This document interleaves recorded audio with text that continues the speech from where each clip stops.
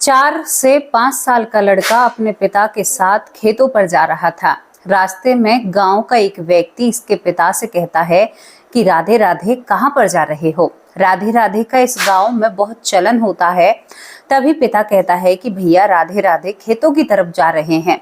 लेकिन ये 4 साल का लड़का कहता है कि हट, तुम तो बेईमान आदमी हो, तुम किसी का पैसा लेकर देते नहीं हो। अब ये बात जिसने राधे राधे कही थी उसे बहुत बुरी लगती है कि ये बच्चा मुझसे ऐसे क्यों बोल रहा है। तभी ये व्यक्ति कहता है कि भैया तुमने अपने बच्चे को बोलना चालना सिखाया नहीं है, ये कितना बुरी तरीके से बात करता है। मैं तो भला आपसे राधे राधे कर रहा हूँ और ये मुझसे ही गाली जैसे शब्द बोल रहा है। तो पिता अपने बेटे को धमकाता है, क्या बड़ों से ऐसे बात करते हैं। तो ये बेटा कहता है कि पिताजी आपको नहीं पता इसने मेरे कितने पैसे मार रखे हैं और बहुत सारे पैसे ये खाकर बैठा है, बता तूने खाए कि नहीं खाए। दोस्तों यहाँ पर इतने से बच्चे की बातों को सुनकर इस व्यक्ति का सर नीचे की तरफ हो जाता है और ये सोच में सर को खुजाते हुए आगे की तरफ बढ़ा चला जाता है और वापस लौटकर इनसे कुछ भी नहीं कहता है। इससे आगे जो 4 साल का लड़का है इस तरह के राज खोलता है कि घर वाले हैरान और परेशान हो जाते हैं। अब एक बात सोचिए आप, जो बच्चा हमारी नजरों के सामने है, जिसे हम बचपन से पाल रहे हैं, वो 4 साल की उम्र में किससे लेन देन कर सकता है। और फिर लेन देन किया तो कब किया, क्यों किया, कब लिया, कब दिया, ऐसा क्यों हुआ, ये कुछ समझ में नहीं आता है। तो दोस्तों ये घटना है जो सच्ची घटना है और इस घटना के सबूत और प्रमाण हम सभी आपको दिखाने वाले हैं। तो इस घटना से भी आपको बहुत कुछ सीखने को मिलेगा। चलिए इस घटना को जानने के लिए आपको हमारे साथ यहाँ पर वृंदावन के पास के एक गांव में चलना होगा। वृंदावन के पास में एक तेरह गांव नाम का गांव है और इस गांव में 2 परिवार रहते हैं। अब एक परिवार से बात करते हैं। एक परिवार होता है दोस्तों जहां पर एक बच्चे का जन्म हुआ है। बच्चे के जन्म से ही सर में बहुत सारे निशान हैं, मानो सर में बहुत सारी चोटें हैं और सर में किसी ने बहुत सर को आघात किया है, सर में चोट पहुंचाई है। अब माँ बाप इस बात को लेकर परेशान हो जाते हैं, विचलित हो जाते हैं कि बच्चा पैदा ही हुआ है, पेट में आखिर ऐसा क्या हुआ कि इस बच्चे के सर पर इतने निशान होते हैं। डॉक्टरों से जब पूछा जाता है तो डॉक्टर कहते हैं कि धीरे धीरे ये निशान खत्म हो जाएंगे, आप चिंता मत कीजिए। दोस्तों धीरे धीरे वक्त निकलता है, इस बच्चे को घर लाया जाता है और इसका नामकरण रखा जाता है। तो इसका नाम गोपाल रख दिया जाता है। गोपाल इसका नाम रख दिया जाता है और गोपाल नाम के साथ ये बच्चा बड़ा हो रहा था और इसके सर पर जो निशान होते हैं वो भी धीरे धीरे भर रहे थे। लेकिन ये बच्चा आम बच्चों से कुछ हटकर था, इसकी आदतें बहुत अलग थी। ये रोता था हमेशा, बहुत ऐसे तरीके से रहा करता था, ऐसे नहीं रहा करता था जैसे एक आम बच्चा रहता है। हमेशा रोना झींकना यही सब कुछ इसका लगा रहता है। धीरे धीरे बच्चा बड़े होने लगता है। जब ये बच्चा बड़ा होने लगता है तो इनकी घर में एक ट्रैक्टर होता है 755। जब ये लड़का 2 साल का होने लगता है दोस्तों, कैसे न कैसे करके ये अपनी माँ के बगल से उठकर यानी माँ के चारपाई से उठकर अपने उस ट्रैक्टर पर जाकर बैठ जाया करता था। रात को जब माँ बाप ढूंढते हैं तो बच्चा नहीं मिलता है। पहल के दिन की बात बता रही हूँ, जब 2 साल की उम्र में ट्रैक्टर पर चढ़ता है तो माँ बाप परेशान हो जाते हैं, पूरे घर में ढूंढते हैं। लेकिन उसके बाद ये देखते हैं कि इनका बेटा ट्रैक्टर पर बैठा हुआ है और उस ट्रैक्टर को मार रहा है। तुमने मुझे क्यों खून दिया। दोस्तों इससे पहली 2 घटना और ट्रैक्टर की हैं, जो ट्रैक्टर के साथ हादसा हुआ था इसी तरह की ये घटना है। ये ट्रैक्टर को मारने लगता है, तुमने मेरे सर में चोट पहुंचाई है, तुम बहुत बुरे हो, लेकिन तुम छोटे कैसे हो गए, तुम तो 855 थे, 755 कैसे बन गए। इस तरह की बातें जब बेटा करता हुआ सुनता है तो दोनों पति पत्नी इस बेटे को, जो गोपाल होता है, इसको ट्रैक्टर से उतारते और कहते हैं कि बेटा क्या हुआ। ये कहता है कि आपको नहीं पता, इस ट्रैक्टर ने मुझे मारा था, इसी की वजह से मैं आज आपके घर में हूँ, वरना मैं तो दूसरी जगह का रहने वाला हूँ, मैं दूसरी तरफ से हूँ। माँ बाप ध्यान नहीं देते हैं, जबरदस्ती इस बच्चे को सुला देते हैं। इससे जब दूसरा दिन होता है तो बातों को सब भूल जाते हैं।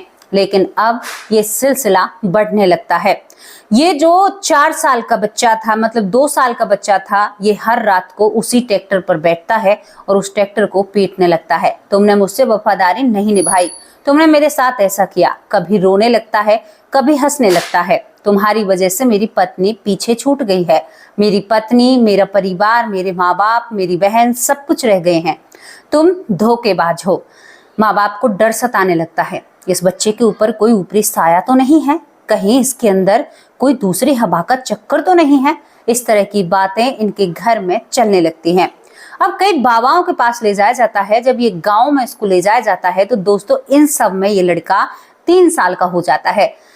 3 साल इसकी उम्र हो जाती है और 3 साल की उम्र में भी यही बात थी, हर रात को उस ट्रैक्टर पर बैठना, उस ट्रैक्टर को मारना और उससे बदले की भावना से बात करना। पिता ने कहा कि ये सारी समस्या मैं बंद कर सकता हूँ। पत्नी से कहता है इस ट्रैक्टर को जहाँ पर पशु बंधते हैं वहां पर खड़ा करूंगा, ना रहेगा बांस और ना बजेगी बांसुरी। जब इसको दिखाई ही नहीं देगा तो ये फिर कैसे कहेगा। अब दोस्तों 3 साल की उम्र में ये रात को उठता है। पूरे आंगन में जब ट्रैक्टर को ढूंढता है तो ट्रैक्टर नजर नहीं आता है तो जोर जोर से रोने लगता है। माँ बाप की आंखें खुलती हैं, बेटे को गोद में उठाते हैं तो ये लड़का कहता है कि कहाँ है मेरा ट्रैक्टर, आप लोग उस ट्रैक्टर को यहाँ से क्यों ले गए, मुझे उस पर बैठना है, उससे बदला लेना है। घर वाले बहुत दुखी और परेशान, क्या बात कर रहा है। अब यहाँ पर जो घर वालों से कहने वाला था वो काफी आश्चर्यजनक था, बहुत ही हैरान कर देने वाला था। ये एक पुरानी घटना को इन लोगों के सामने लाकर रखने वाला था जो ये बच्चा बताता है। ये कहता है कि पहली बात तो आप लोगों ने मेरा ट्रैक्टर बदल दिया है। इस ट्रैक्टर से मैं ईंट ढोया करता था, इस ट्रैक्टर से मैं ईंट ढोने के बाद काम भी किया करता था और इस घर की पूर्ति इसी ट्रैक्टर से चलती है। मैं बघेल हूँ, यानी ये अपने आप को बघेल बताता है। अब यहाँ पर ये सारी बातें सुनकर घर वाले कहते हैं कि क्या माजरा है, क्या बात है। तो ये कहता है कि मैं इसी गांव का हूँ। आपने कभी यहाँ पर मेरा नाम सुना है? टुईया मेरा नाम था, जानते हो आप मुझे? जैसे ही बेटा टुईया कहता है तो पिता के सर में एक घटना सामने आती है कि एक टुईया नाम का व्यक्ति इस गांव में जो जवान था, ट्रैक्टर के एक्सीडेंट में इस दुनिया से चला गया था।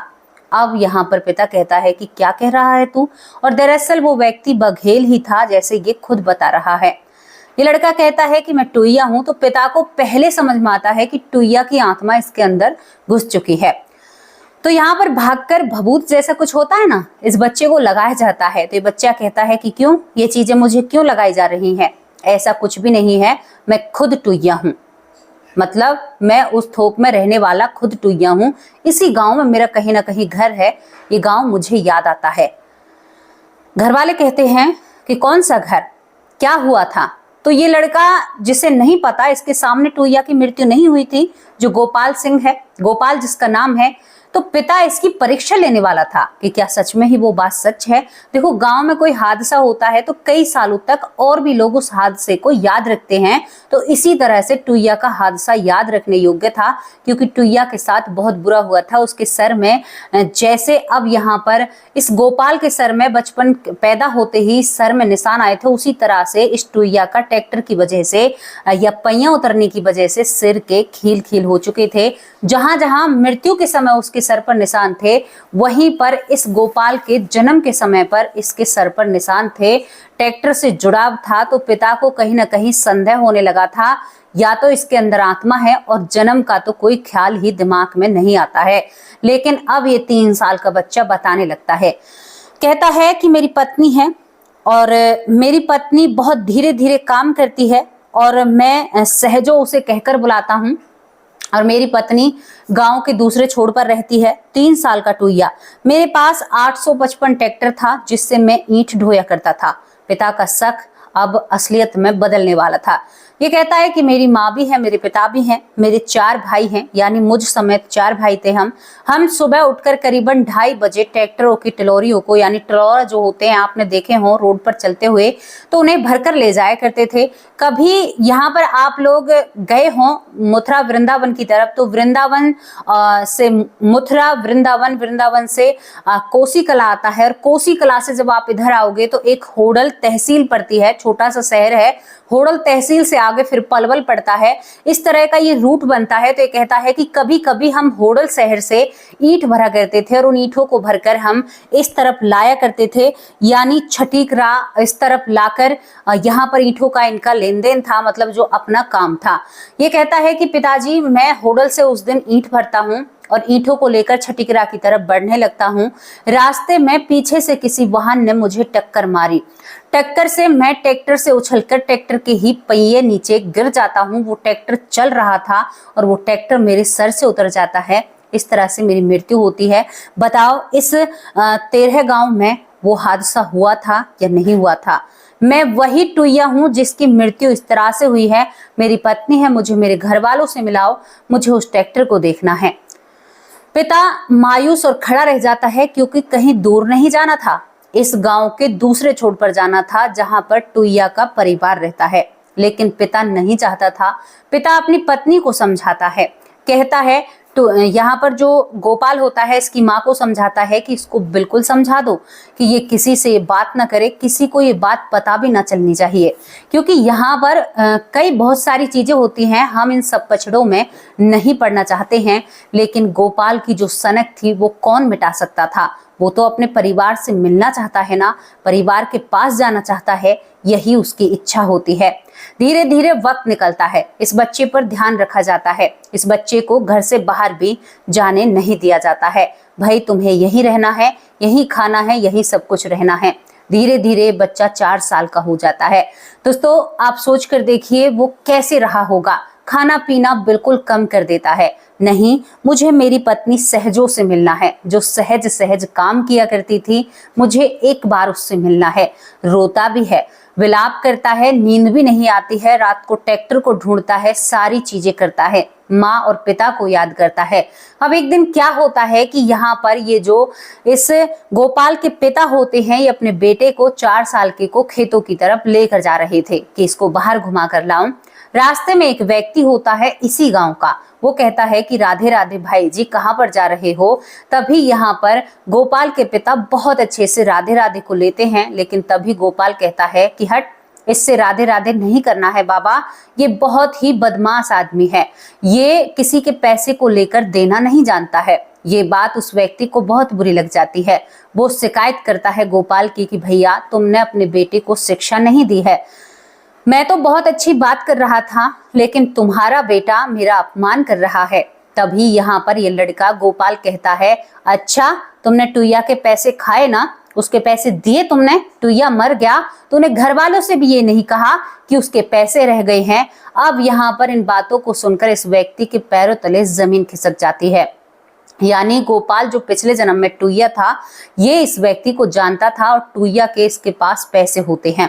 दोस्तों अब ये लड़का और घर ले आते हैं। पिता इस बात को शांत रखना चाहते हैं, किसी को भी नहीं बताना चाहते। देखो गांव से गांव इस लड़के को कितना संघर्ष करना पड़ता है। अब एक दिन क्या होता है कि पिता गांव से बाहर गया था, तभी घर पर निमंत्रण आता है। निमंत्रण उसी थोक का आता है जहां से ये था पिछले जन्म में जो टुईया रहा करता था, यानी उसी दूसरे मोहल्ले से निमंत्रण आता है। अब उस निमंत्रण पर माँ जाती नहीं है, पिता नहीं जाता। तो यहाँ पर जो गोपाल की बहन होती है वो गोपाल को उंगली पकड़कर कहती है कि माँ हम अभी खाकर आते हैं।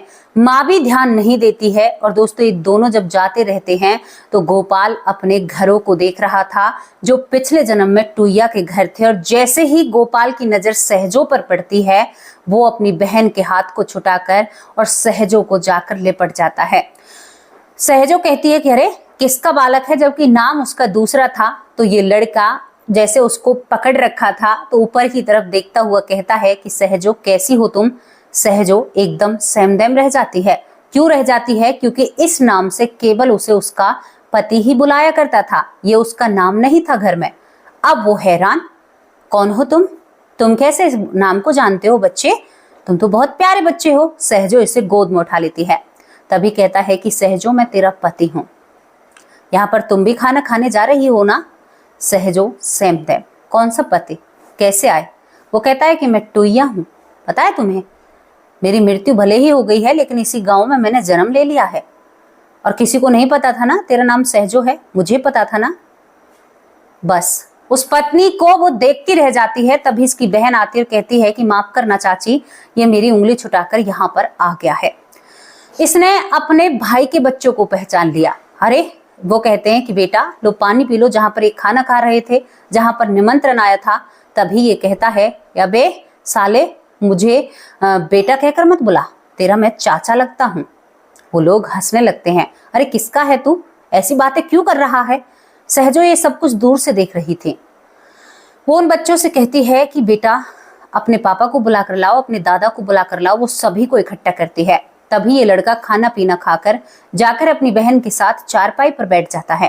कहता है कि सहजो 2 कप चाय नहीं बना सकती? तेरे हाथ की चाय पिए हुए बहुत दिन हो गए, बहुत दिन हो गए मुझे तेरे हाथ की चाय पिए हुए। ये अदरक की कड़क चाय पिया करता था। सहजो जब चाय बनाती है तो एक और इम्तिहान लेना चाहती है, बिना अदरक की चाय बनाती है। तभी यहाँ पर जो गोपाल होता है, यहाँ पर गोपाल कहता है कि सहजो क्या घर में अदरक नहीं है?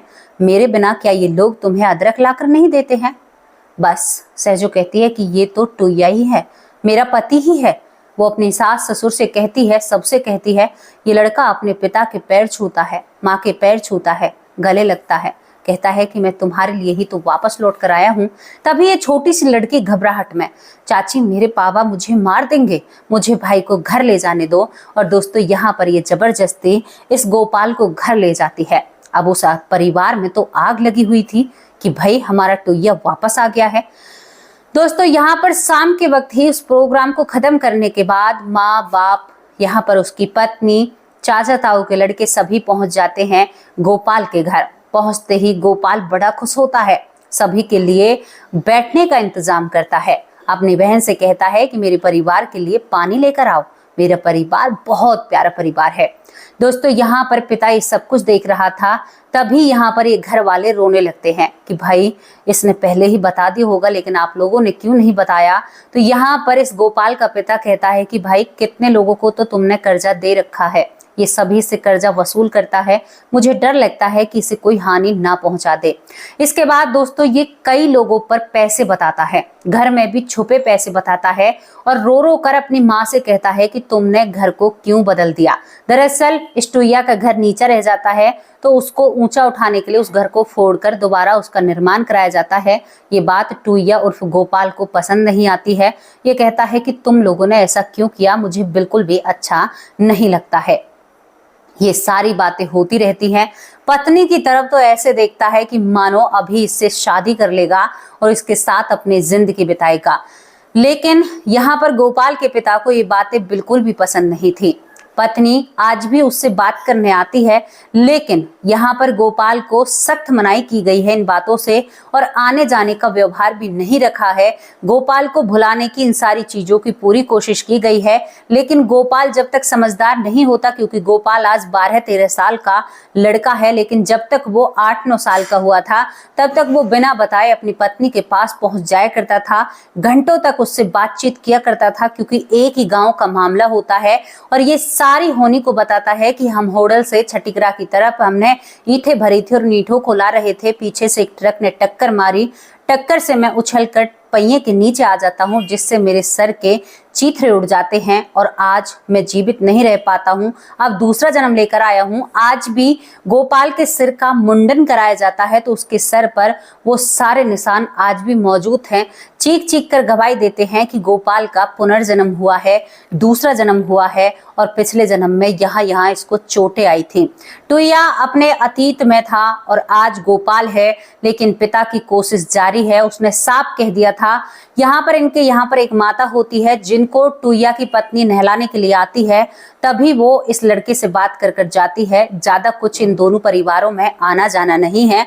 दोस्तों ये थी वो पुनर्जन्म की घटना जहां पर एक आत्मा जानबूझकर क्या चाहते हुए भी अपने घर को स्वीकार नहीं कर सकती, तभी भगवान हर किसी को याद नहीं रहने देते हैं। यहाँ पर दोस्तों ये अपने ट्रैक्टर को देखकर बहुत गाली देता है, क्योंकि उस ट्रैक्टर को अब तक भी परिवार ने नहीं बेचा था, जिससे टुईया यहाँ पर ईंटें ढोया करता था। एक ही गांव का मामला था और एक ही जगह का मामला था। दोस्तों क्या कहोगे इस घटना के बारे में? आपको मिलना है, जानना है तो आप यहाँ पर गोपाल उर्फ टुईया से मिल सकते हैं। आपको यहाँ से होडल की तरफ जाना होगा। होगा, होडल से आपको आगे जाना होगा, यहाँ पर कोसी जाना होगा, कोसी वृंदावन, वृंदावन के पास ये गांव पड़ता है, तेरह गांव इसका नाम है। तो आप वहां पर जाकर गोपाल से मिल सकते हैं। कैसी लगी आप लोगों की स्टोरी, जहां पर एक आत्मा हमेशा विचलित रहती है? आपकी जो भी राय हो अपनी राय कमेंट बॉक्स में जरूर रखना। अब उन लोगों के नाम लेती हूँ जो हमारे परिवार का हिस्सा हैं। किरण वालिया बहुत बहुत धन्यवाद, के भी ज्यादा बहुत अच्छे भाई हैं, के भी ज्यादा राजकोट, रमन जी बहुत बहुत धन्यवाद, लक्ष्य भाई बहुत अच्छे कमेंट करते हैं, पूजा कुमारी बहुत बहुत धन्यवाद, सुमन देवी मेरी बहुत प्यारी बहन है, सीताराम बहुत बहुत धन्यवाद, यहाँ पर तारक चंद पलवल से बहुत बहुत धन्यवाद, तुलसी शर्मा बड़े भाई हैं, बहुत अच्छे कमेंट करते हैं, बबीता सिंह दिल्ली से बहुत अच्छी बहन है, बहुत अच्छे कमेंट करती हैं, खुशी सिंह बहुत बहुत धन्यवाद, यशवंती और बिमला माँ दोनों पता नहीं कहाँ पर हैं, अब इनकी उपस्थिति नजर नहीं आती है। माँ मैं आपको बहुत याद करती हूँ, बिमला माँ आपको भी याद करती हूँ, यशवंती माँ आपको भी याद करती हूँ, और ऐश्वर्या माँ आपको भी याद करती हूँ। पता नहीं माएँ अब क्यों व्यस्त रहती हैं, शायद दिवाली की तैयारियों में लगी हुई हैं। यहाँ पर योग माया साहू बहुत बहुत धन्यवाद, सुरेंद्र पालकौर जो कि हमें विदेश से देखती हैं, शकुंतला बहन बहुत बहुत धन्यवाद, ज्योति श्रीवास्तव मेरी बहुत प्यारी माँ है, सीमा बड़ी बहन जो बहुत प्यारी बहन है, लखनऊ से हैं, श्रद्धा शर्मा बहुत प्यारी बहन है, जयश्री 16 बहुत बहुत धन्यवाद, सुभाष चौहान बहुत बहुत धन्यवाद, किरण तिवारी बहुत बहुत धन्यवाद, सोनी शेखर बहुत बहुत धन्यवाद, सुनील सैनी बहुत अच्छे भाई हैं, विनीता बहुत बहुत धन्यवाद, पिंकी बहुत अच्छी बहन है, प्रवेश बहुत बहुत धन्यवाद, सोनाक्षी बहुत बहुत धन्यवाद, बबीता, यहाँ पर ललिता माँ हरियाणा से बहुत बहुत धन्यवाद, विक्रमजीत बहुत बहुत धन्यवाद, सोनाक्षी बहन बहुत अच्छी बहन है, नवल जहां बहुत बहुत धन्यवाद, विभा सिंह बहुत अच्छे कमेंट करती हैं, अनिल व्यास बहुत अच्छे भाई हैं, हीरा कुमारी बहुत बहुत धन्यवाद, यहाँ पर डॉक्टर सुरेश सोनी बहुत अच्छे कमेंट करते हैं, हिमांशु सोनी मेरा भतीजा है, मिष्टी सोनी मेरी भतीजी है, राजा राम भाई बहुत बहुत धन्यवाद, सीता मौर्य बहुत बहुत धन्यवाद, बहुत प्यारी बहन है, सीता शर्मा बहुत प्यारी बहन है, बहुत अच्छे कमेंट करती हैं, सीता दलाल बहन भी है, वो भी बहुत प्यारे कमेंट करती हैं, राहुल सिंह यूपी से बहुत बहुत धन्यवाद, गुलजारी लाल बहुत बहुत धन्यवाद, खुशी सिंह कैसी हो प्यारी बहन, मधु उपमन माँ बहुत प्यारे कमेंट करती हो, नीता कुंतल जो मथुरा से हैं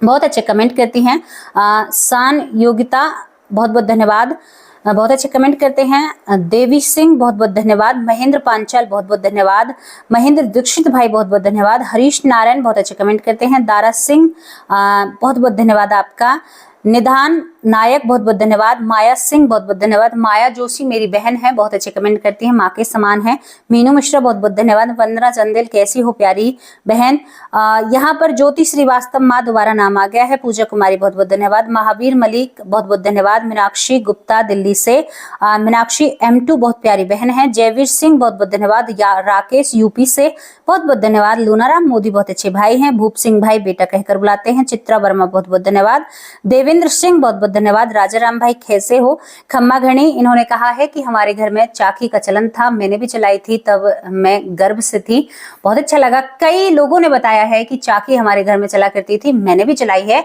और मेरी माँ ने भी चलाई थी। बहुत बहुत धन्यवाद, आप लोगों ने अपनी राय रखी, मुझे बताया कि आपके घर में भी ये सारे काम होते हैं।